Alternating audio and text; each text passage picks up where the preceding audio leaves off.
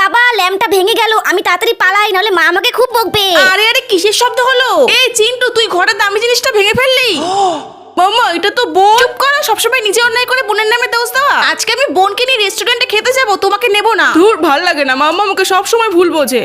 কি যে করি। আইডিয়া, এই কাপড়গুলো বাড়ি নিয়ে যাই, এবার সব বেলুনগুলো এক এক করে ফুলিয়ে ফেলি। তো বন্ধুরা, আমি কি জিনিস তৈরি করতে যাচ্ছি সেটি দেখতে দেখতে তোমরা কে কোথা থেকে ভিডিওটা দেখছো কমেন্টে অবশ্যই জানিও। যদি বাংলাদেশ থেকে ভিডিওটা দেখে থাকো তাহলে লাইক করতে ভুলো না যেন। আর আমার মতো কি এরকম তোমাদের সাথেও হয়েছে তাহলে কমেন্টে ইয়েস লেখো। মাম্মা ওই লাইটটা দাদা না, আমি বল খেলতে গিয়ে ভেঙে গেছে।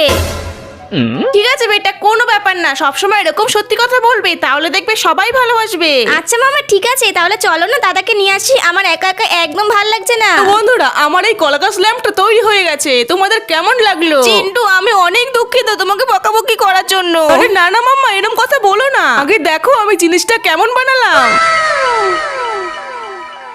আরে বাহ চিন্টু, ওই ল্যাম্পের থেকে হাতে বানানো এই ল্যাম্পটা অনেক সুন্দর।